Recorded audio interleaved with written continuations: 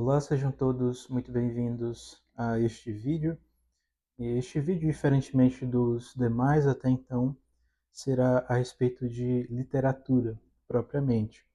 E nós pretendemos analisar a obra de Camões integralmente, já que é o maior poeta da língua portuguesa. E nós iniciaremos essa análise a partir dos seus sonetos, tá? Nós iremos analisar todos os seus sonetos. Hoje, precisamente, nós analisaremos o primeiro, tá bom?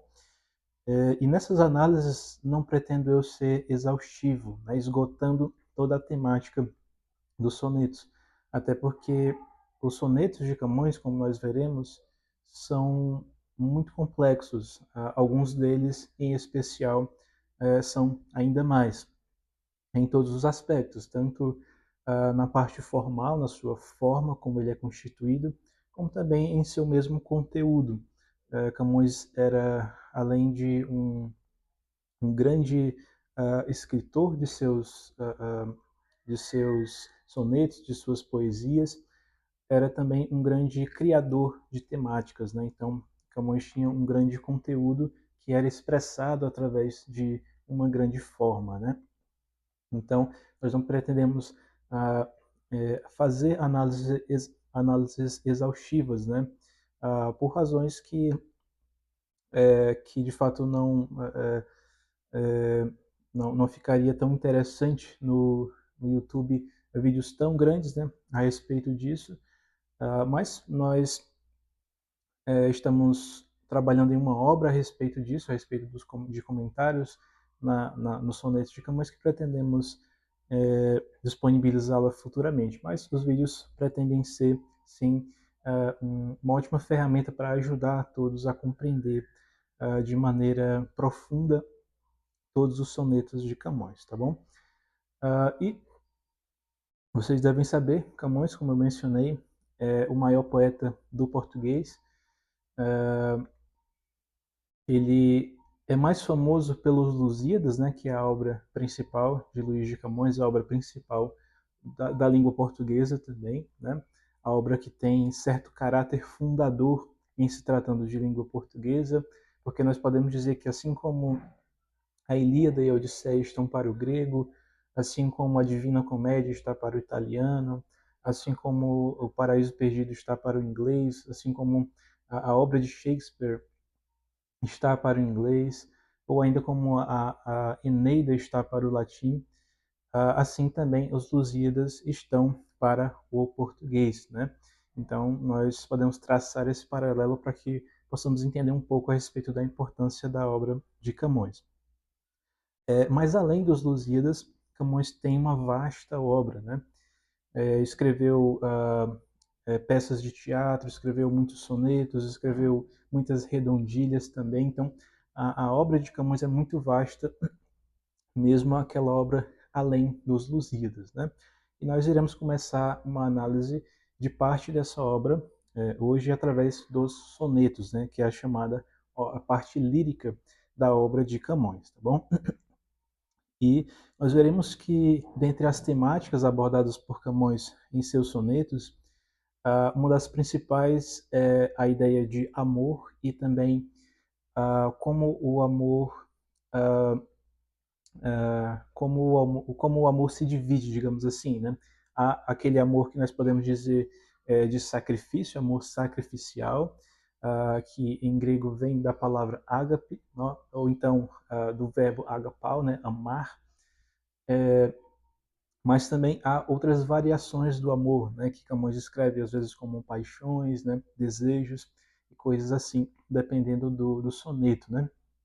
E essa é uma das temáticas principais de Luís de Camões, mas ele também debate muito a respeito de valores, a respeito de ética cristã, moral cristã e muitas outras coisas, como nós veremos, né? De fato, é um grandíssimo universo que nós temos em cada um dos sonetos de Camões. Então, para que nós exemplifiquemos isso melhor, vamos ler o primeiro soneto de Camões, que,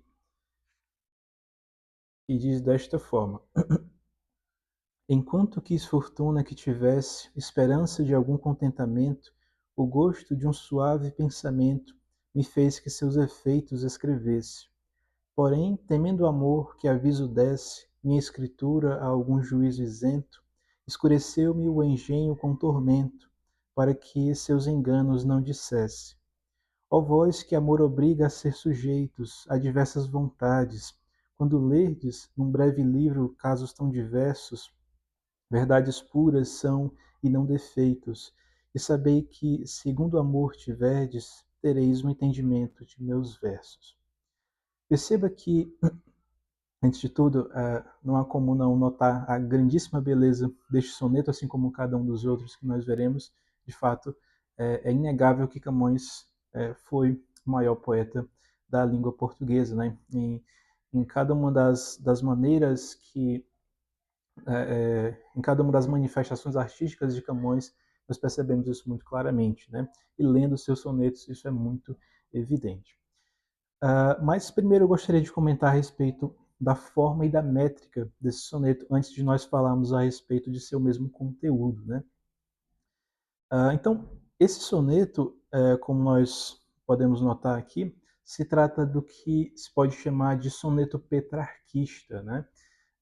E essa palavra petrarquista vem justamente do nome Petrarca, né? Que foi um grande poeta, um grande sonetista italiano, que foi também uma grande influência de Camões, né, juntamente com Dante, por exemplo, né? Por isso nós podemos chamar este tipo de soneto aqui como sendo um soneto petrarquista, né? Mas também podemos chamá-lo de soneto italiano, muito praticado por Petrarca e também por Dante, por isso podemos chamar de italiano, ou também podemos chamar de soneto clássico, né, que também é o mesmo soneto italiano, né? Qualquer uma dessas nomenclaturas são perfeitamente válidas, né? E quando nós utilizamos essa nomenclatura em relação a uma obra literária, nós estamos querendo dizer que esta obra é composta necessariamente por 14 versos, divididos, dispostos, né, em dois quartetos, ou seja, duas estrofes de 4 versos, e dois tercetos, duas estrofes de 3 versos. Né? Isso difere do que nós chamamos de soneto em inglês, né? Como nós veremos posteriormente, Camões não escreveu esse tipo de soneto, né, muito presente em Shakespeare, nós veremos em vídeos de outras temáticas, mas o soneto em inglês, apesar de ter 14 versos também, eles estão dispostos de uma maneira um pouquinho diferente. Nós temos três quartetos e um dístico, né, que é uma estrofe que rima com dois versos entre si. Tá? Então, Camões sempre escreveu, em relação aos sonetos, o chamado soneto clássico, o soneto italiano, o soneto petrarquista. Tá? Quanto às rimas, né, nós podemos perceber muito claramente aqui que, quanto aos dois quartetos, nós temos que o primeiro verso rima com o último, né? Tivesse ou escrevesse, desse ou dissesse, e há também rimas entre os versos do meio, né? Contentamento, pensamento, isento e tormento. Né? Nós podemos descrever essas rimas como sendo A, B, B, A, B, B, A. Enquanto que há esse tipo de rima nos quartetos, nos tercetos nós podemos dizer que a palavra sujeitos rima com defeitos, enquanto que lerdes rima com tiverdes e diversos com versos. Então, nós podemos dizer que aqui há o tipo de rima chamada CDE, CDE, né? Porque quando estamos classificando as rimas de um poema, nós classificamos a partir da letra A, né? A primeira rima, depois B, a segunda rima, e aqui a terceira rima chamaremos de C, né? Que é justamente a rima da palavra sujeitos com defeitos. Né? Então temos que sujeitos rima, a palavra sujeitos rima com defeitos, leides com tiverdes e diversos com versos. Então temos C, D, E. Tá bom? Essa é o esquema de rimas deste soneto, né? Muito comum em Camões. Nem sempre essa forma de rimar nos tercetos acontece desta forma em Camões, mas essa é realmente muito comum, né? E em relação aos sonetos em geral, nem sempre para que um poema seja um soneto, não é necessário que ele tenha exatamente essa mesma disposição de rimas, né? Há várias outras maneiras de utilizar essas rimas nos tercetos e mesmo nos quartetos de sonetos. Há sonetos em que nós temos rimas alternadas nos quartetos e rimas dispostas diferentemente nos tercetos, tá bom? Isso varia muito de autor para autor, né? Quando nós lemos os sonetos de Cruz de Souza, por exemplo, um sonetista, um grande poeta brasileiro, né, do simbolismo, nós vemos que muito comumente ele escrevia tercetos em que os dois primeiros versos rimavam entre si e o terceiro verso rimava com o último verso do segundo terceto. E os dois penúltimos versos rimavam entre si também, né? É uma maneira também muito interessante de dispor as rimas nos sonetos, né? Não é algo que é fixo totalmente aqui, né? E aqui nós temos também o que chamamos de decassílabo heróico, né? Decassílabo é aquele verso que tem 10 sílabas poéticas, 10 sons, podemos dizer assim, né? E o decassílabo heróico é justamente o decassílabo utilizado nos Lusíadas, né? Por exemplo, quando nós pegamos o primeiro verso dos Lusíadas, as armas e os barões assinalados, nós percebemos que a sexta e a décima sílabas são mais fortes, né? Elas são acentuadas poeticamente, como nós dizemos, né? Isso acontece também nos sonetos de Camões. Por exemplo, aqui o primeiro verso é enquanto quis fortuna que tivesse. Perceba que na sexta sílaba e na décima há essa acentuação. Enquanto quis fortuna que tivesse. Então há essa dupla acentuação. Quando isso acontece em um verso, nós chamamos de decassílabo heróico, tá bom? E quanto de fato ao conteúdo do soneto, nós podemos ver que nessa primeira estrofe nós temos o seguinte: enquanto a fortuna quis que nós podemos imaginar até Camões falando isso, né? Enquanto quis a fortuna que eu tivesse, né? Esperança em alguma alegria, em algum contentamento, o prazer de um suave pensamento me fez escrever os efeitos dessa mesma fortuna. Na segunda estrofe, nós temos como que, porém, né, porém o amor, temendo que meus versos servissem de aviso a algum juízo incauto, né, a algum juízo, digamos, ingênuo, né, escureceu-me o entendimento com tormento, para que eu não contasse seus enganos, né? O amor escurece o entendimento do poeta de Camões para que ele não contasse esses enganos que poderiam servir de aviso a juízos incautos, né? A terceira estrofe poderia ser dita também assim, né? Ó vós que o amor obriga a ser sujeitos a diversos desejos, quando lerdes neste pequeno livro situações diversas, e aí na quarta estrofe, que são verdades puras e não defeitos, e sabei que tereis o entendimento de meus versos na mesma medida de amor que tiverdes. É justamente isso que Camões diz na finalização do soneto. Segundo o amor tiverdes, tereis o entendimento de meus versos. Aqui a gente percebe que algumas palavras são dependendo da versão que se utilize, né, nós podemos encontrar algumas palavras escritas diferentemente, se nós tivermos uma versão mais antiga, e também algumas com um sentido diferente do que nós utilizamos hoje. Por exemplo, aqui nós temos,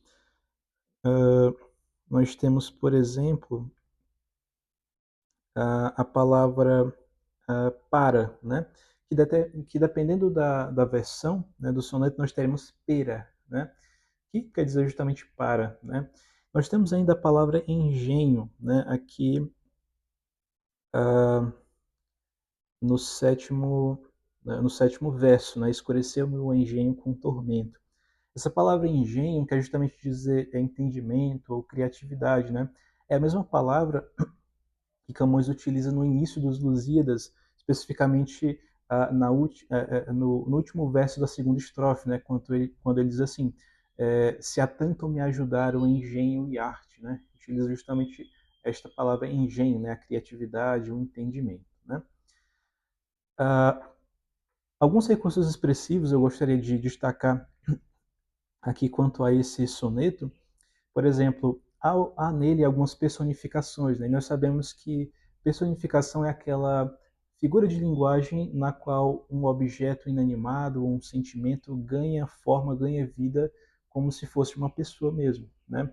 Aqui nós vemos a palavra fortuna, né? Escrita em letra maiúscula. Sempre que isso acontece nos poemas de Camões, ele está personificando a figura da fortuna, né, como se ela fosse uma deusa que age nos destinos humanos. Né? A fortuna quer justamente dizer destino, tá bom? Sempre que está em maiúsculo, sempre que está com letra maiúscula inicial, a palavra, ele está representando a fortuna como uma deusa ou como uma pessoa que tem poder sobre a humanidade, né? Como sendo um agente, né? Isso acontece também em relação à figura de amor, né, que está em letra maiúscula aqui, também sendo personificado como um agente, como um Deus que age sobre a humanidade, né?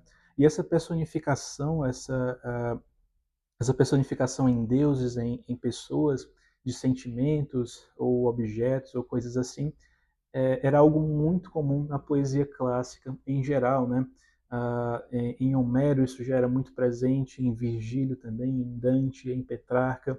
Então, Camões é não só um filho dessa tradição clássica poética, mas também um mesmo propagador dessa grande tradição. Tá? Isso é muito comum na tradição poética clássica. Aqui nós temos também, outra coisa que eu gostaria de destacar, é o que se chama de antítese, né? Que também é uma figura de linguagem que expressa coisas opostas. Aqui nós vemos muito claramente a ideia de esperança e tormento, né? Ideias opostas, escrever e calar, né? Também ideias opostas, lucidez e obscuridade, também ideias opostas. Né? Há também ainda a ideia de metalinguagem, né? Que é quando ah, o próprio poeta fala sobre fazer poesia, né? Ou quando um filme fala sobre fazer filmes, né? Ou quando um livro fala sobre escrever ou sobre fazer livros, né? É isso que se chama de metalinguagem. Aqui nós percebemos claramente que ele fala sobre fazer poesia, sobre escrever, né? Então é isso que aqui nós podemos classificar como sendo uma metalinguagem, né?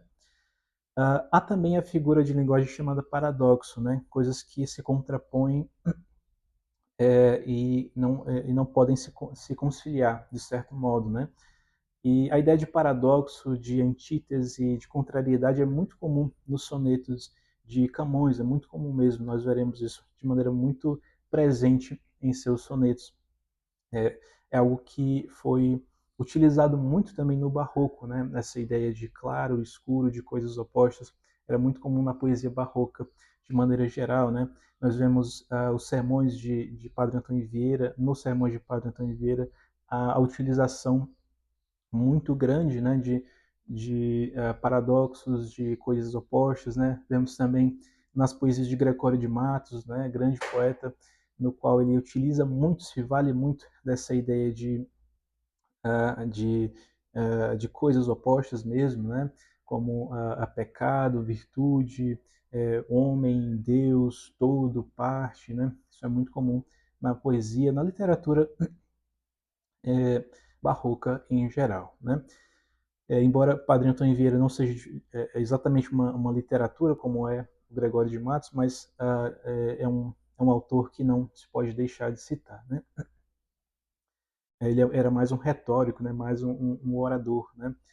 Nós podemos classificá-lo melhor desta forma, mas de fato escrevia como ninguém, assim como falava como ninguém, né?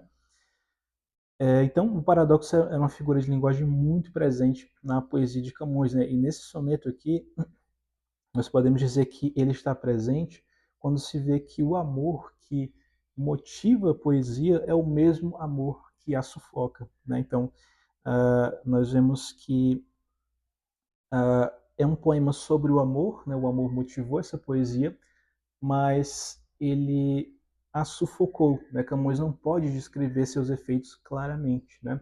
Em vez disso, ele lhe obscureceu o pensamento para que ele assim não o fizesse, para que ele assim não fizesse, né? Nós podemos ver aqui como uma estrutura de sentido, né, desse soneto, algo assim, né? Nós temos como que uma fase clara, né, no soneto, temos como que uma fase escura também. Na fase clara, que é mais para o início, né, nós podemos perceber que a fortuna, né, a figura personificada do destino, e a experiência doce do amor gera poesia, né? Gera o desejo de fazer poesia. Mas há ainda a fase escura, né? Que é quando o amor teme ser descoberto por conta de seus efeitos. Então ele opta por embaraçar ou escurecer o entendimento, o engenho do poeta, né? Então por isso o poeta só consegue dizer a verdade sobre o amor de maneira turva, né? E aí nós podemos dizer que ainda como que uma chave de entendimento, uma chave hermenêutica, poderíamos dizer desta forma, nesse soneto, que o poeta afirma que compreender a poesia amorosa só é possível na medida em que se exerce o mesmo amor. Ele diz, como nós mencionamos enfaticamente anteriormente, e sabei que, segundo o amor tiverdes, tereis o entendimento de meus versos. Além disso, né, aqui nós temos ainda o termo ou a expressão breve livro. Né? Isso aqui nós encontramos